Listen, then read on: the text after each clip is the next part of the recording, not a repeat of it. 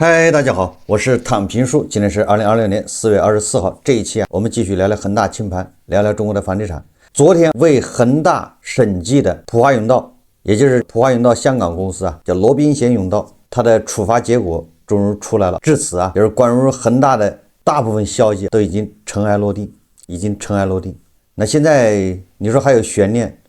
那恐怕就是恒大的这个高管夏海军最后会是什么一个下场，对吧？因为他没有到案，他人在国外。普华永道根据媒体报道，香港方面发布的消息就罗宾贤永道会计师事务所以及其2名前合伙人兼注册负责人张兆昌先生及周世强先生在罗宾贤永道就以下综合财务报表所进行审计中涉及的适当行为，对其作出处分。罗宾贤永道为该公司于2009年上市时申报会计师，自该公司上市起至2023年初一直担任该公司的集团核数师。罗宾贤永道担任该等恒大审计中每一项审计的核数师，并就相关综合财务报表发出无保留审计意见，标准的意见报告，没有什么意见。他前面说了一大堆建语，后面公开谴责罗宾贤永道张先生及周先生，也先谴责，然后处以合计3.1亿港元的罚款，包括向罗宾贤永道处以3亿港元的罚款，以及向张先生及周先生，就是这2个人是合伙人签字的，应该是签字会计师，你往报告上签字的，这2个人每个人是5000万港元的罚款。所以我说签字会计师这个要承担责任的，你把你的名字往上写。我不知道这2个人在10几年中从恒大审计中一共拿了多少钱，反正这一下个人先罚5000万港币。对罗宾贤永道施加即时置业限制，禁止其6个月内就任何公众利益实体项目承接新客户。什么意思？就是6个月不能再接新客户，你原来的客户还可以做，大概这个意思。不能为新客户执行该项目审计，或为新客户出具相关报告，也就是6个月不能接新客户。罗宾贤永道于12个月的期限内，至少每隔3个月就其补救措施向香港当局汇报最新进展及提供报告，以及安排额外培训，以确保以落实能有效应对什么本案中发现的监管关注事项补救措施。此前，香港证监会发布消息称，香港证监会与罗宾贤永道会计师事务所达成协议，罗宾贤永道香港同意预留10亿港元，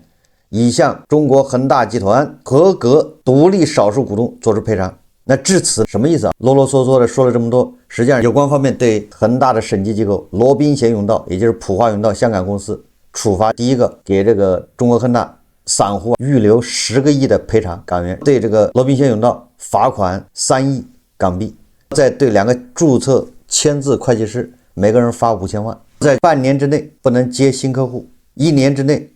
要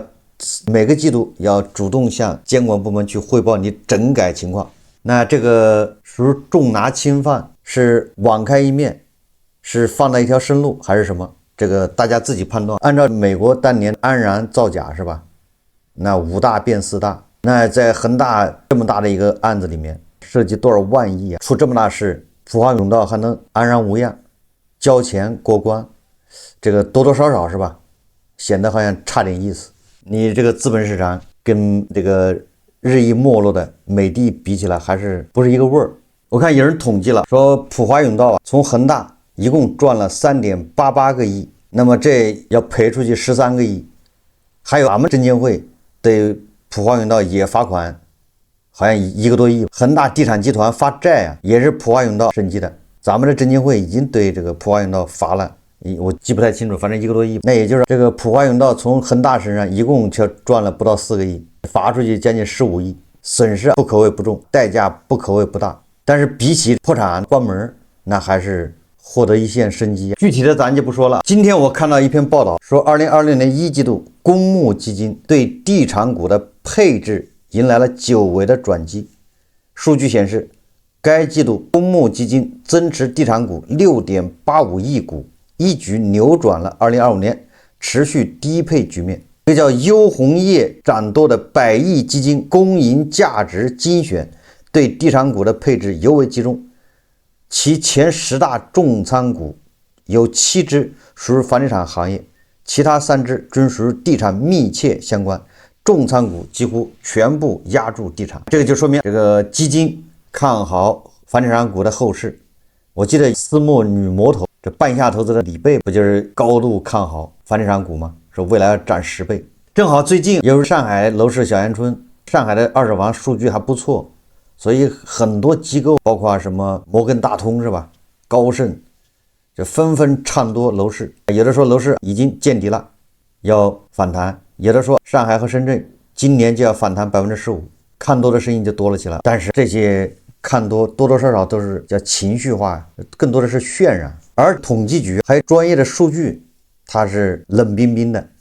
现实告诉我们2020年不是危言耸听，而是房地产很有可能要更加寒冷。房价我不敢说，但是销售这一块恐怕要一个加速下跌的过程，就是大家会发现这房子根本就卖不动了，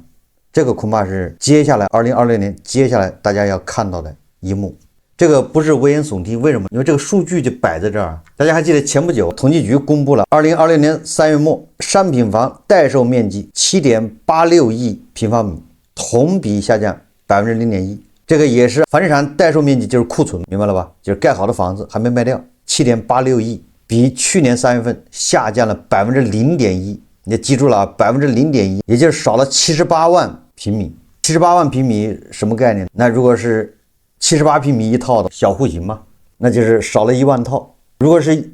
100平米一套的话，那就少了7800套。跟去年3月份比，各大媒体是不是都在宣传说楼市去库存成效正在显现？各大媒体什么经济日报、房地产报都在报道。我记得我们做的节目说了，这个库存下降是好事，但是你要看它是怎么下降的。这就像减肥一样的，你减肥是想把脂肪减掉，肌肉要留下。结果你减着脂肪没减掉，大肚子还在，但是肌肉没了，你体重也下降了。你说这好，减肥取得效果，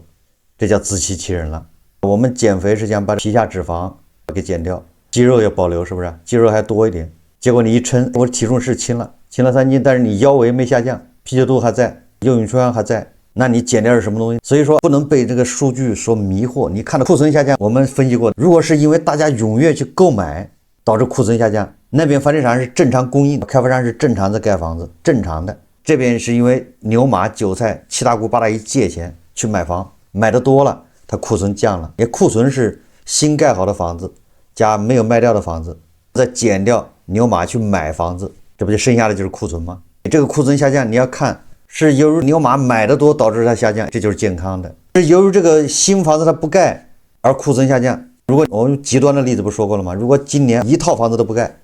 你房地产库存肯定下降啊，因为牛马好歹得买2套，对不对？买的再少，那买一套它少一套，那这库存肯定下降。但是这种下降有什么意义？所以我说看库存下降，光看这些数字说明不了问题，所以你还看是什么原因导致它下降。所以今天这个谜底就揭开了。这谜底一揭开说明什么呢？说明房子是真的卖不动了。新浪房产报道，机构数据显示2026年1季度监测的30座重点城市商品住宅新增供应面积1495万平方米，较上季度减少 37%， 较去年同期减少 28%。 其中一线城市供应总面积275万平方米，较上季度减少 44%， 较去年同期减少 15%。 2、3线城市供应总量1220万平方米，较上季度减少 36%， 较去年同期减少 31%。 季度内各月供应量较去年同期均有明显回落，1月和3月跌幅最大，分别减少 37.8% 和 28%。 什么意思啊？你想想，第一季度新增供应面积都是减少 30% 多，刚才已经说了，没卖掉的房子加上新增供应的面积，再减掉韭菜牛马买的，就是库存。你现在库存一共下降78万平米，但是你新增下降多少？它这是3个月，一季度是将近1500万平方米，减少 40%， 那减少了大概600万平方米，那一个月减少多少？就新增。所以说这个库存下降 0.1%， 全部是由于供应面积下降导致的。牛马买的房子的数啊，远远低于去年。这个大家也搞清楚，今年的小阳春指的是二手房，它不是这个新房，不是开发商的房子，库存指的是开发商的新房。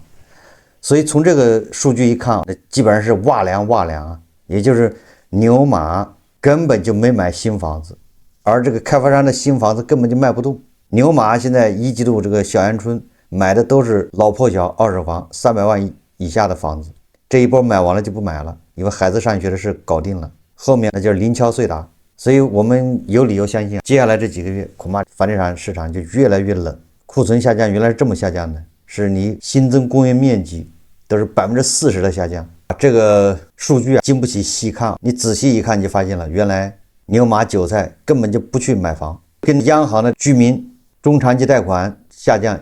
是不是啊？这不就对上了吗？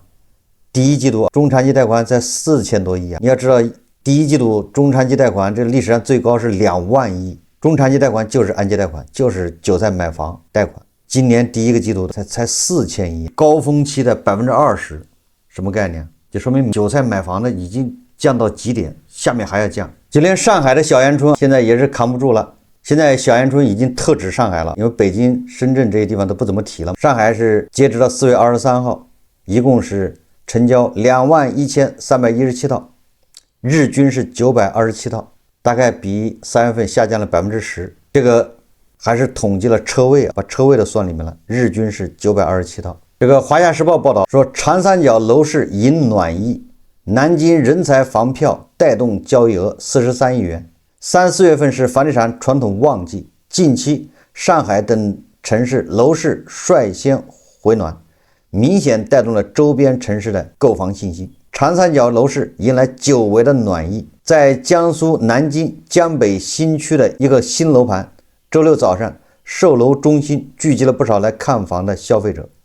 楼盘负责人介绍，开盘前一天下午就有客户前来排队认购，最终此次推出的房源去化率超过90%。目前每周末他们都要接待200组以上客户，这让他明显感受到市场有所回暖。采访中，记者了解到，本次南京新房市场的回暖与近期南京推出房地产新政不无关系，特别是人才补贴政策，大专到博士补贴3万到15万元不等。数据显示说，一季度南京累计申请使用人才房票7023户，涉及补贴资金3.67亿元，直接带动新房交易额43亿元。今年3月份，南京新房成交2135套，4月1日到17日，南京新房成交2368套，保持了持续增长的势头。南京的楼市也是一言难尽，过去几年南京的楼市跌的是最狠，暴跌。但是最近为什么火了？这也不能叫火啊，最近感觉好像是势头有所上升。媒体经常报道说南京的楼市火爆，实际上这个也是有原因的，因为南京人家现在是专心致志的割安徽的韭菜。南京前不久推出一个政策，就是安徽的公积金可以在南京使用，南京认安徽的公积金，安徽所有城市，也管你从皖北到皖南，只要你是安徽省的，你去南京买房都可以公积金贷款，公积金也能认。你说这就是南京已经开始定向收割安徽的韭菜。有人说了，那对吧？你安徽人跑南京买房太远，实际上不是这样的。你说如果是淮北，你跑到南京买房是远了一点，但是安徽好多城市就在南京边上，跨省地铁宁马地铁已经通车了，穿过第一条跨省地铁，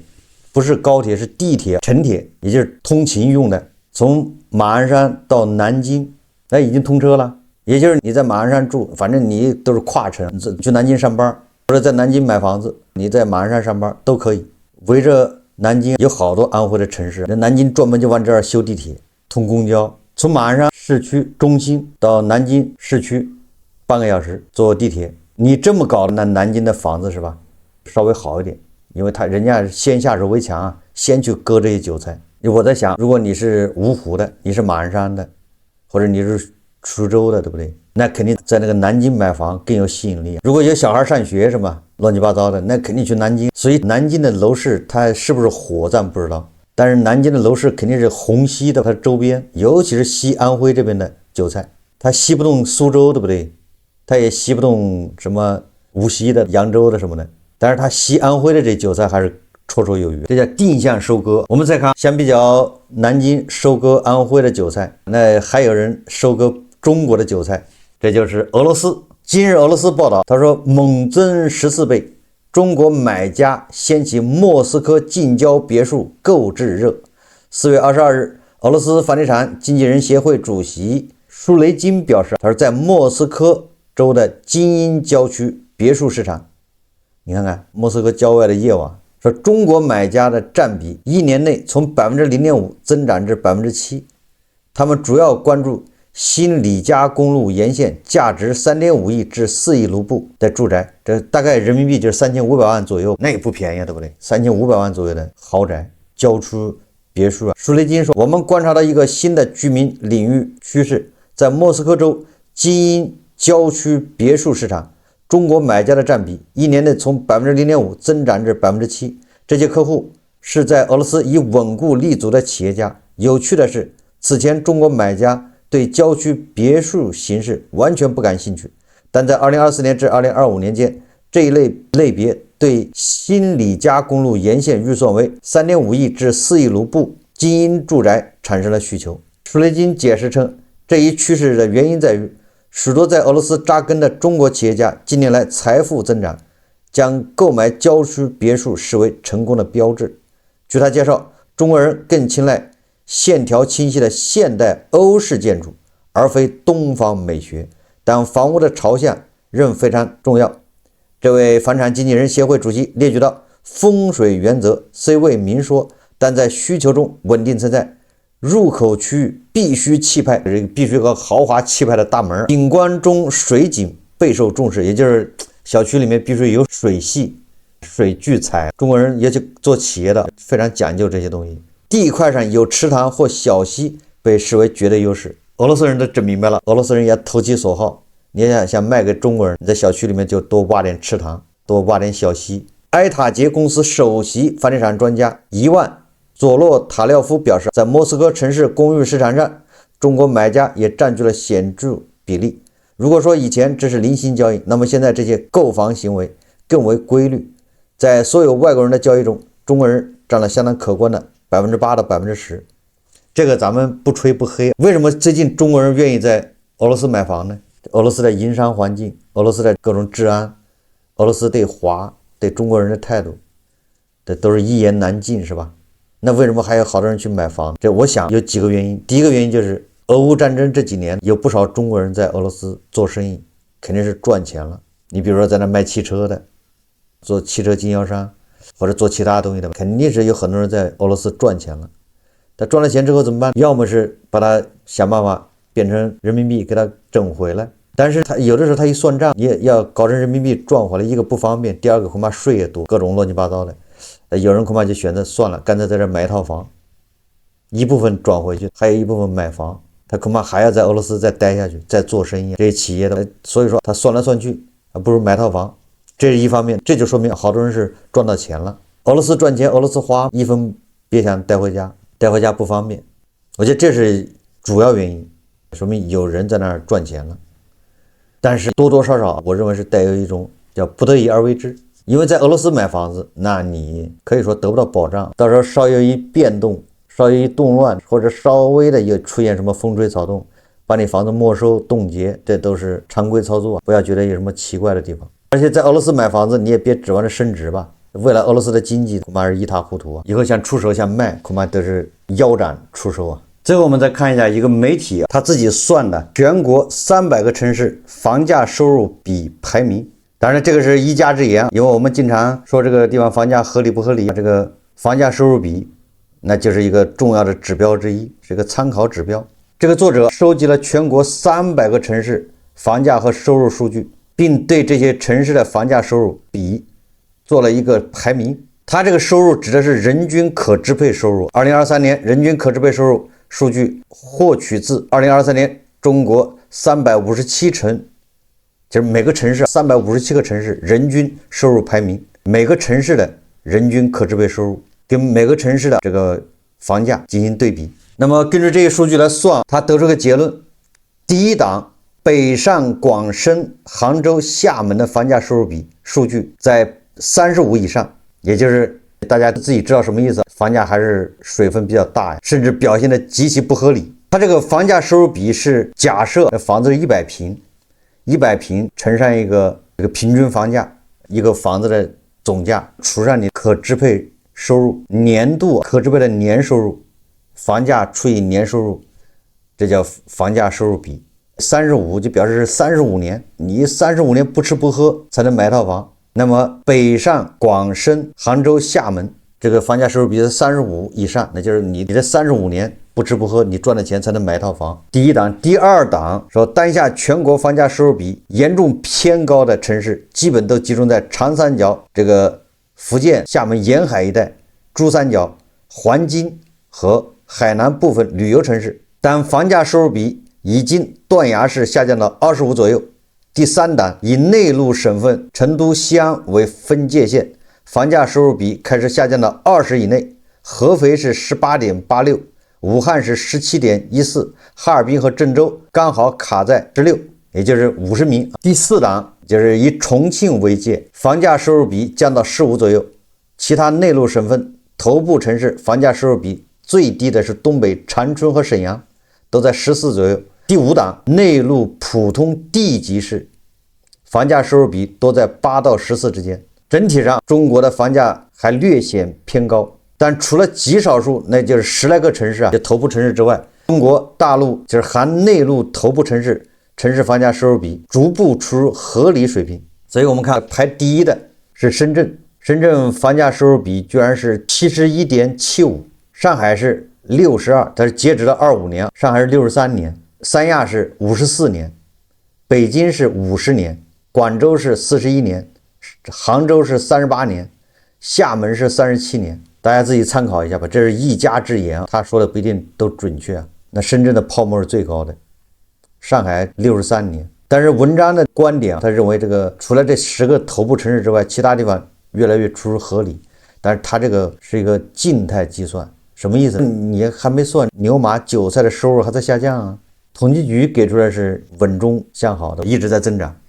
但实际上不是这个情况。实际上如果你对这个感兴趣，你自己去查一下你所在的城市国家统计局给的人均可支配收入，把它算出来，或者在你当地的财政局网站上看看有没有平均工资的中位数，再查一下统计局关于你们那个城市的，或者种植研究院的，或者什么的，你们那城市的平均房价，你自己算一下，你就知道水分大不大，